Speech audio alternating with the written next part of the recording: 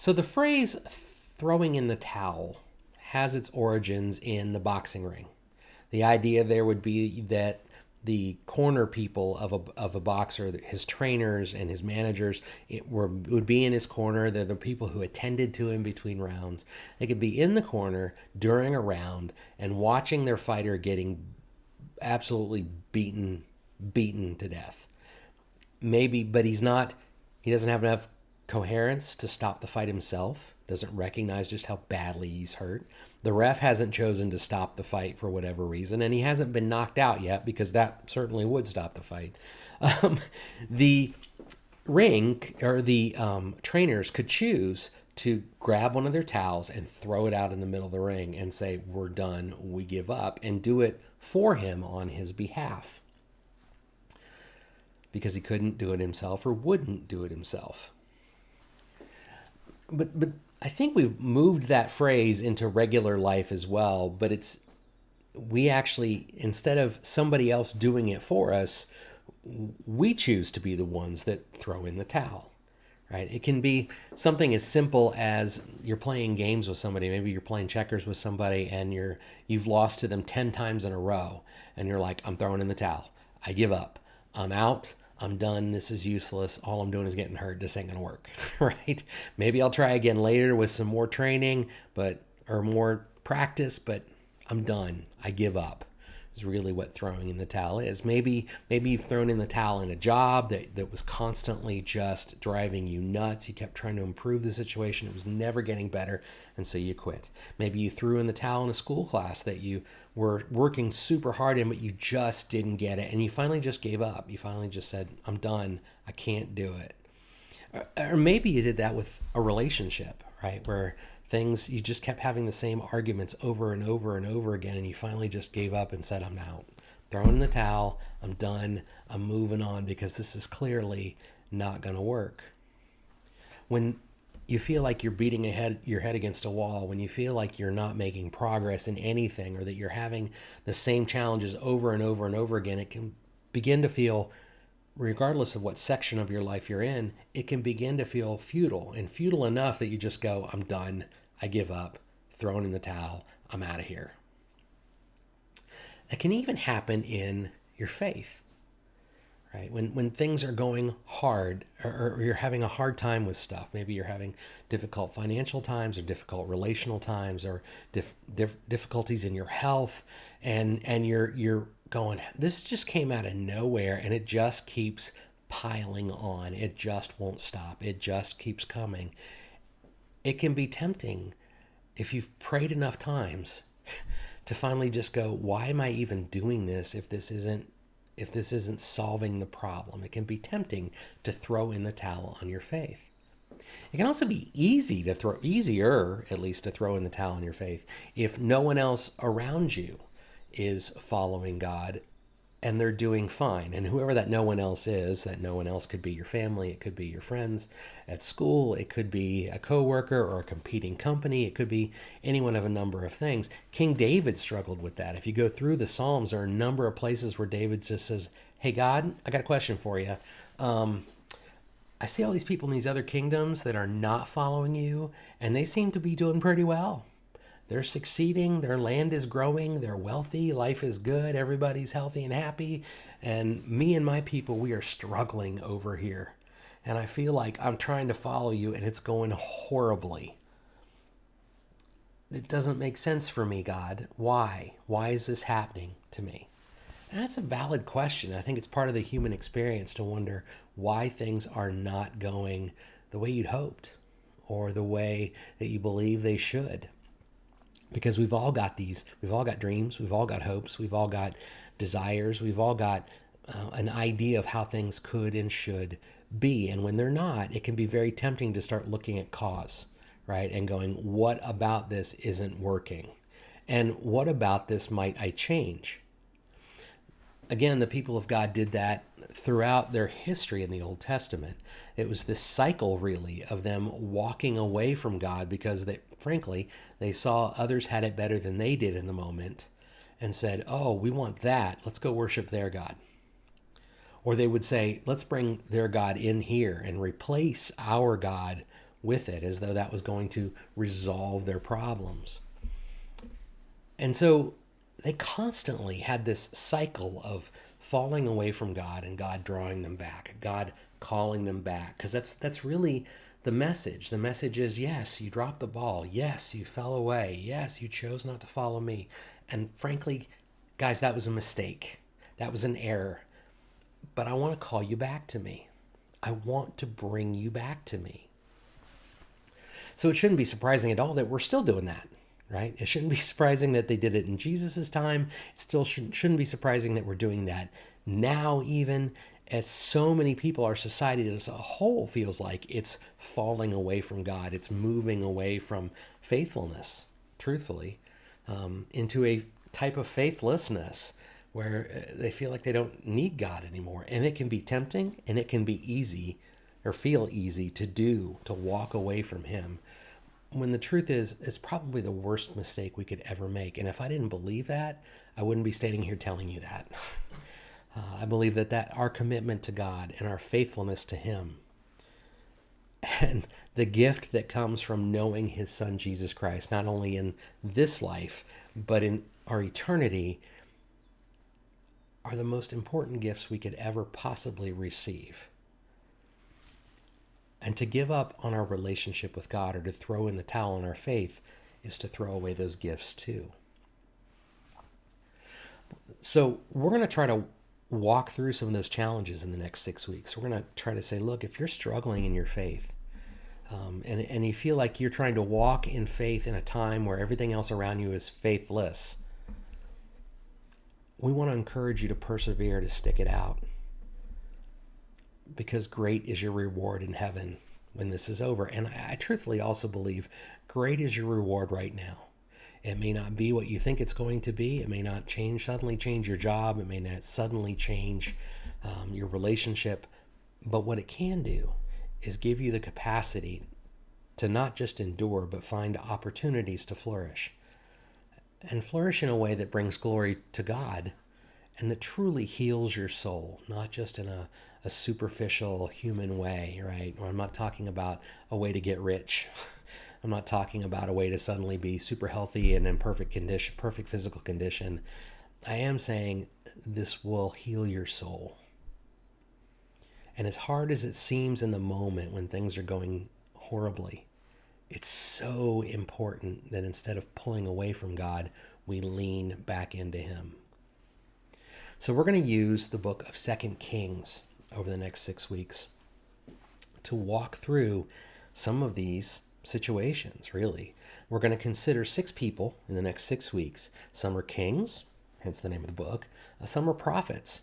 But we're going to look at 6 people who had an opportunity to choose to lean into God or to walk away from Him. And their outcomes are profound. And they're the kind of outcomes, and the disparity, the difference in those outcomes are things that you can't see in the moment, because all life has trouble in some way, shape, or form. And in the moment of that trouble, none of it feels great, right? But you often have to look at it in retrospect, look back on it and say, oh yeah. Because most of the time, events that seem chaotic or crazy in the moment make more sense later. The name of the series is Faith During Faithlessness. Faith During Faithlessness, the idea that you're trying to endure and persevere in the midst of it. To set the stage for the book of 1st and 2nd Kings, and originally they were one book. We're going to kind of walk through what's going on in those books. 1st and 2nd Kings kind of chronicles the movement of God's people after the death of King David. That King David that unified the 12 tribes of Israel. King David with who God established a covenant, a messianic covenant that we know is fulfilled in Jesus. We're lucky enough to know that. They didn't know that then. But he said to them, hey, as long as you keep my commands and walk with me, if you keep your end of the bargain, I will bring you the Messiah. I will stick with you. I will walk with you. I will be with you. And as I just said, their challenge was they didn't always do that. So David has unified the tribes, and this messianic king is promised from his line. It's coming, and it will fulfill Abraham's promise, the promise that God has given Abraham that dates all the way back to Genesis chapter 12. He said, "I'm going to number your descendants like the stars in the sky, right, or the sands on a beach. I'm gonna make you the father of many nations." And so David is still living on that. David's people are still living on that. And we're going to walk through this long line of kings that came after David. The first one was his son, Solomon, who's known far and wide as being the wisest and richest man that ever lived. But even Solomon, in all of his wisdom and all of his wealth and all of his capacity, even Solomon, by the time he dies, Solomon, his life more resembles that of a pharaoh than that of his father. Yeah, even he has separated himself from God. If you want to find out where he's at, read the book of Ecclesiastes. It's said that he wrote that, and you can hear the heart of a man who recognizes that all of his decisions he had made really were just worthless pursuits in light of what it means to pursue God, of what really matters. The nations, the 12 tribes that David successfully united, have split. They split right after Solomon's death to one of his sons and then a general. And they split into a northern kingdom and a southern kingdom, the kingdom of Israel and the kingdom of Judah. And both of those kingdoms will eventually fall because they are unable to remain faithful as everyone around them is becoming faithless. The northern kingdom has about 20 kings, has 20 kings during their time, and the southern kingdom has 20 kings. The northern kingdom is 20 for 20 bad kings. 20 for 20 kings that wanted to have nothing to do with God and were constantly dragging their people away from God to worship Baal, to worship Molech, to worship Ashtoreth, to worship them even. 20 for 20, not a good average, right? The southern kingdom did slightly better. They only had 12 out of 20 that were considered bad kings. They actually had 8 that did their best to try to follow God, and those are going to be some of the people that we look at this during this series. But none of them lived up to the expectations of Abraham's promise. And as I said, there were expectations, right? It was, if you follow me, if you keep my commandments, then I will be with you. Sometimes we forget that our relationship with God still has some expectations. And so both kingdoms ultimately fell. This First and Second Kings also really kind of brings to life the role of prophet in the eyes of God's kingdom. Now, Samuel was certainly a prophet before that, but you really get an opportunity to see how prophets interacted with kings and with the people of Israel. Prophets, we sometimes think when we hear that word, we think of fortune tellers, people who are looking at a crystal ball going, God's going to do this in the future. And to an extent, there is some of that. But most of the time, really prophets were watchers of the covenant. They were really the people who spoke on behalf of the Lord. They would identify what God was doing in their current time and sometimes would find themselves holding accountable the kings and the people of God. And so that meant identifying that they were not doing what God wanted them to do in this time and that there would be consequences for those actions. That's the future telling is, guys, this is the path you're on. This road goes over a cliff. I'm trying to tell you to stop, but if you keep walking, you're going to fall, right? And as most people are when they're being corrected, when they don't like being told that they're not doing what they need to be doing or should be doing to being faithful to God, that maybe what they're thinking or feeling is not godly or just flat wrong, they get defensive and they get a little angry. And if you're a king, if you get angry at a prophet, you could just take them out. That's risky business. We could talk about that at another time. But the truth is, they're not popular. Prophets are not popular people during their lifetimes. They are often sneered at. They are often left to live destitute. They are often pushed out on their own. And if they bring a message to a king the king doesn't like to hear, there are multiple places where the king just says, I don't like that answer, you're out. You're done. It's got nothing to do with whether or not it's righteous or it's being faithful to God. It has everything to do with, I don't want to hear it, so you're out of here. It's really only after they die that their words become appreciated, as they can look back in the rearview mirror and say, oh, that guy was right. We should have listened. That kind of persecution is something that Jesus felt as well. And that truthfully, he warned us that as his people, we would probably face the same kind of derision. If you look at Matthew chapter 5, verses 11 and 12, he's talking to his disciples. He's wrapping up something we call the Beatitudes.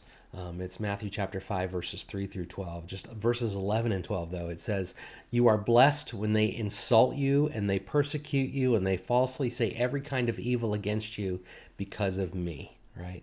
When you're talking about the things of God and you're trying to call people back to God, sometimes even God's people will look at you funny and go, no, I'm not listening. And then in verse 12, he says, be glad and rejoice. Tough sell. But be glad and rejoice because your reward is great in heaven, for that is how they persecuted the prophets who were before you, right? These people that have been speaking God's truth since the beginning of time, there have been a significantly large percentage of people that did not want to hear it and treated them poorly because of it. It wasn't different then. It wasn't different than that for Jesus, and it won't be different than that for us if we are truly willing to speak out and speak up for faith during a time of faithlessness. So the two that we're going to look at today out of the book of 1st and 2nd Kings, and their stories kind of straddle the transition between 1st Kings and 2nd Kings, are the stories of Elijah and his protege, the one who would follow him, Elisha. So good luck following me on the pronunciations. I'm going to do my best. Elijah and Elisha. Elijah is known throughout the lands as probably the most prominent prophet. He is held in such amazing high esteem. And the moment we're going to talk about today kind of highlights why. In some ways, because he is known as one of only a few people in all of Scripture that didn't actually die, that were just taken to heaven. He shares that with Enoch and with Jesus as Jesus ascended into heaven after his resurrection. So Elijah is a powerful prophet of God and spent most of his ministry was during the reign of King Ahab. And if you know the stories of Ahab and Jezebel, they begin in 1 Kings chapter 17. Ahab was not a great guy. Again, one of the 20 for 20 bad kings. And his wife Jezebel was certainly the source of part of it. She was certainly someone who manipulated and twisted and was vindictive and brought in the worship of Baal and started building temples to Baal, and her husband allowed it and helped it to happen. Elijah's story is filled with great movements of God. It's God descending and raining fire on the prophets of Baal. And it's an incredible story out of 1 Kings 18. If you haven't read Elijah and the prophets of Baal, please do it. It's like one of the greatest moments ever. And he's got some of the greatest lines in all of the Bible. It's so awesome. He also, though, is there during a time of extreme difficulty. There is a famine that has enveloped the land during much of his ministry. And that's creating some hard times. And again, in those hard times, that's when people start looking next door and going, well, that guy's doing better than me right now. So, maybe we're on the wrong side of this God thing. And so as we enter the story, though, Elijah's time is coming to an end. Elijah's time is coming to an end, and his protege's time, Elisha, is just beginning. That type of transition from one generation to the next, it's always very, very difficult. First of all, it's very difficult for the previous generation to finish the race, and then there are some challenges with whoever's coming next, right? Whoever's following. So we're going to kind of walk through the choices they make to remain faithful during this, especially Elisha, the protege. The choices he makes to be faithful during a time when everyone else around him except his mentor is faithless. So let's roll in. We're going to go to 2 Kings chapter 2. We're going to read verses 2 through 14 today. We're going to start with 1 through 6. It says this, 2 Kings chapter 2, verses 1 through 6. I'm going to read out of the CSB. It says, "The time had come for the Lord to take Elijah up to heaven in a whirlwind.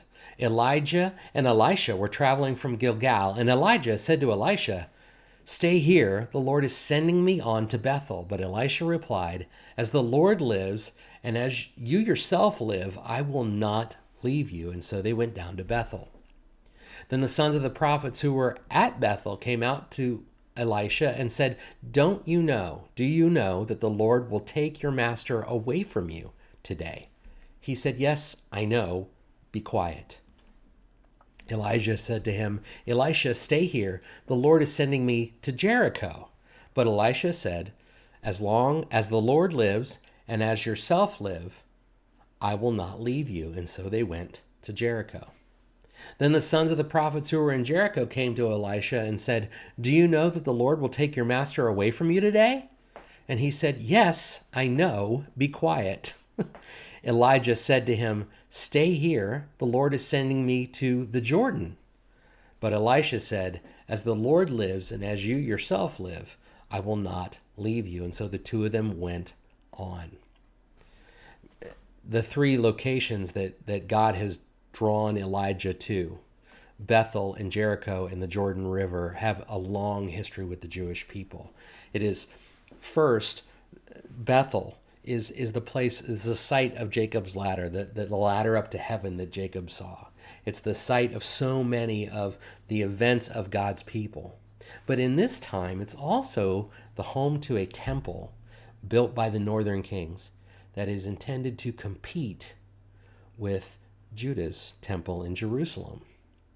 And it kind of really exemplifies the divide that God's people are having. It's no wonder why he's choosing to send him there. And really, the prophet's command and commitment to step into the gap between God's people and the gap between his people and God himself. So both the vertical relationship and the horizontal relationship that they are supposed to have with one another, the prophet's commitment is to step into that gap and to speak the things of God to all, hoping to draw them all back together and all up to him. He then goes on to Jericho, the site of great victories, right? Out of the book of Joshua, with the walls come crashing down as they march around, and they're able to take the city of Jericho, this city of commerce, this city that is the center of a ton of the trade routes of the area, and the direct shot to Jerusalem comes through there.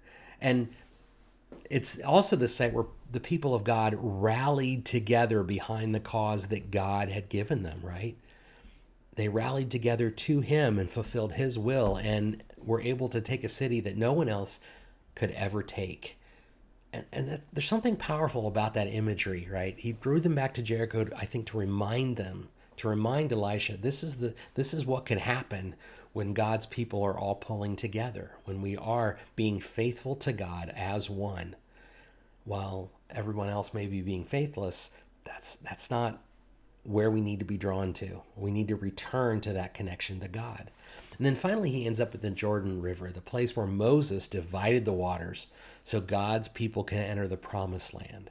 And also the place that we know where Jesus' ministry would begin, the one who would build a permanent bridge over that gap, the gap between God and his people, for those who are willing to take the bridge.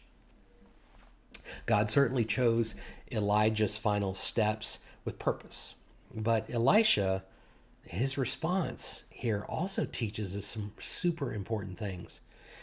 2 times he says, he is confronted with people saying, "Hey, the Lord is going to take your master away from you today," right? I remember a story that my wife tells about one of my sons, about Josh, when he was in first grade, I believe. And he came home from school one day, and his mom said, hey, how was your day? How are things going? And he kind of just looked at her and goes, Mom, let's not talk about the bad things. Right? It's kind of this, I don't want to talk about it. And you could easily read that into Elisha's response to them, right? Because as soon as they say, don't you know, the Lord's going to take your master away today, he says, yes, I know, be quiet, right? Stop talking, I don't want to hear it. It's the whole, no, no, no, no, no, no, no, no, no. I'm not listening to this, right? Or could it be that to Elisha, this eventuality, because it's a truth and it's imminent, it's coming now, is of little importance compared to the moments that he has left with Elijah right now, with his mentor, someone who has been so important in leading his life. Maybe he doesn't want to think about it because he knows the moment. He doesn't want to waste the thoughts. He doesn't want to waste the energy on worrying about what will be when he has a moment now to be with him. And let's remember here, Elisha has a choice. He's got a choice to carry on Elijah's work, or knowing all the pain and all the rejection that he's experienced and been there with him as he's experienced it, he could choose to maintain that, continue to carry on Elijah's work, or to walk away. In fact, Elijah gives him 3 opportunities to walk away, right? He says, stay here, I'm going to the next place. And Elisha says, no, I'm coming with you. And he says, stay here, I'm going to the next place. No, no, no, no. I'm coming with you. You're not listening to me. Elijah, I think, is really giving him permission to end his commitment here and now, to say, I'm done. You can be done now. You don't have to do this because I did it. And you don't have to do this if you don't want to. And the truth is, that kind of faith is always a choice. It's always a conscious decision. And Elijah's making that conscious decision, right? It's kind of like if you've ever seen a movie where the hero is about to undertake this crazy, dangerous thing, or he's about to attack the alien, the final boss, and the others who have been tagging along with him just aren't strong enough to do it. And he says, you don't need to come with me. It's okay. I've got this. This is my fight. And they all go, no, we're going with you, man. We're with you till the end, right? That's almost what he's doing here. He's saying, look, and see, the movies don't invent anything. It came way before him. And in fact, it came before this too. It came in the book of Ruth. But you see him saying, no, I am with you till the end. You're not getting rid of me that easy. There's a mission to be completed, and I'm with you. I'm as invested in it as you are. Each time, he says, as the Lord lives and as you yourself live, as long as you're standing here in front of me alive, I am not leaving you. It's a conscious decision to savor the moment, a conscious decision to maintain his faith in God and the call he has on his life. Because faith ultimately is a decision. Author Elizabeth Elliot says it this way in her book, Secure in the Everlasting Arms. It says, faith is a decision. Faith is not an instinct. Because self-preservation is often in the instinct, right? But faith is not an instinct. It certainly is not a feeling. Feelings don't help much when you're in the lion's den or hanging on a wooden cross. And I think that's very, very true. And I think that lets us into one of the truths here. Elijah sees the challenge, has experienced the challenges, and he's trying to tell Elisha, hey, if you don't want to do this, I get it. And Elisha says, I know what this means. I know how hard this is going to be. And I'm making a decision to not try to run away and save myself in this life, but I'm making a decision to stay committed to the eternal calling that you have placed on me, or that God has placed on me, and that you have the mantle for, that you're going to now pass to me. I hope. He doesn't know that yet, but he's sure hoping. That's a conscious choice in the midst of the difficulty, and it may not feel great. It may be frightening. It may be scary. Elisha knows, though. He knows what lies ahead for Elijah and for himself, and he chooses to carry on because God has called him to do so, because he recognizes the value in this mission, the restoration of God's people. It's if there are things worth dying for Elijah and Elisha both, this is worth dying for. And it was certainly worth Jesus dying for as well. Let's go on. It says in 2 Kings chapter 2, we're going to pick up in verse 7. We're going to read 7 through 9. It says, 50 men, remember, they're going to the Jordan River. 50 men from the sons of the prophets came, and they stood, observing them at a distance, while the two of them, Elijah and Elisha, stood by the Jordan. Elijah took his mantle, rolled it up, and struck the water, which parted to the right and to the left, and the two of them crossed over on dry ground. When they had crossed over, Elijah said to Elisha, "Tell me what I can do for you before I am taken to you." And so Elisha answered, "Please let me inherit 2 shares of your spirit." I'm sorry. It's funny. He's like, so, hey, I just parted the Jordan River, right? With a smack of my mantle. I parted the Jordan River, and we walked across some dry ground. Now that we're on the other side, and I have an opportunity to bless you, what is it you would like? And he goes, I'll take some of that. Whatever that is, I want that. And a double portion would be super cool. Wouldn't you ask for the same if you'd just seen that? Let's keep going. I'm sorry, I had to stop there. 2 Kings 2, verses 10 through 14, it says, Elijah replied to this request, "You have asked for something difficult. If you see me being taken from you, you will have it. If not, you won't." As they continued walking and talking, a chariot of fire with horses of fire suddenly appeared and separated the two of them. It kind of whooshed right in between them is kind of the vision that I get. And then Elijah went up into heaven in a whirlwind. As Elisha watched, he kept crying out, my father, the chariots and the horsemen of Israel." When he could see them no longer, he took hold of his own clothes and he tore them in two, picked up the mantle that had fallen off Elijah, and went back and stood at the bank of the Jordan River. He took the mantle Elijah had dropped and he struck the water. "Where is the Lord God of Elijah?" he asked. He struck the water himself, and it parted to the right and to the left, and Elisha crossed over. This is totally has echoes of a story between Moses and Joshua, right? This idea of passing on the mantle of leadership for God's people, leading in Moses' case, leading them to the promised land, and in Elijah's case, leading them back to God, back to faith, back to a relationship with Him, and it's this challenge of moving from one generation to the next. We see them crossing the Jordan. We see them being blessed on the other side because that's where the promised land lies. And even Elisha's name reminds us of this.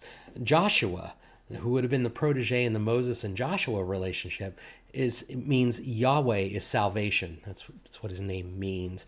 Elisha means God is salvation. There's a direct connection. We're not supposed to miss that part of the story. God has planned that too. And Elijah's message is clear to his protege. He says, look, it's a lot to ask, but if you're asking me for a lot, but if you are here to pick up my mantle when I am gone, the reward will be yours. Can you imagine that? Right? You're walking along talking to your mentor, and all of a sudden this chariot of fire with horses on fire comes flying out of the sky and whooshes right between you, grabs the dude and takes off with him. He's gone back up into the sky, and all you see is a mantle floating to the ground. That would blow your mind. That'd be a mind blower, wouldn't it? So he sees this, and then his response, right?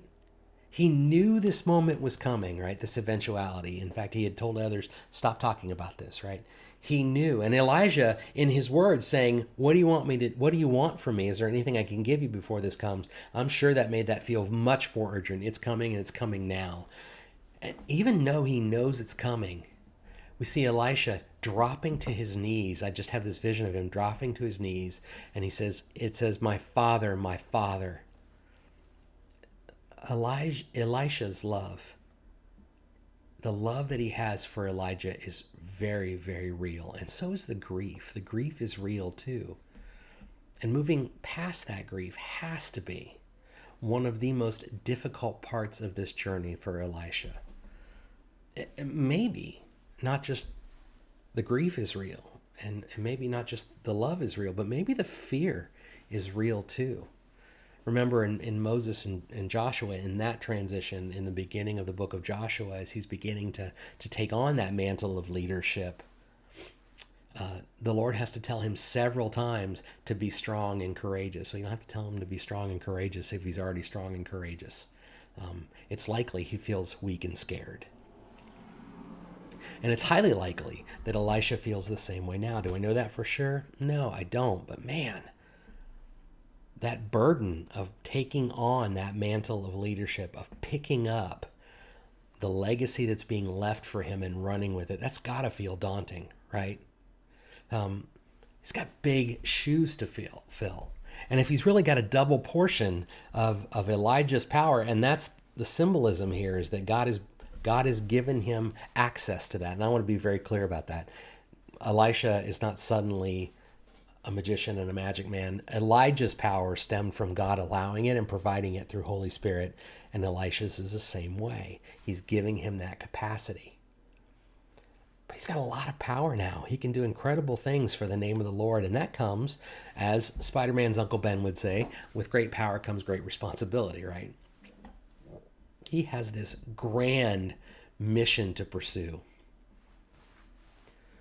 And I wonder if he's fearing right now, if he's asking fearful kind of questions. Did I really get a double portion? And if I got a double portion, does that mean double responsibility and I got to accomplish twice as much? Did I learn enough along the way, or am I going to mess up? I know I'm going to mess up. I'm afraid I'm going to mess up what has been bestowed to me. But knowing the importance of the mission and the glory that awaited him, Elisha looks past those fears, right? He grieves and then he looks past those fears. He picks up the mantle.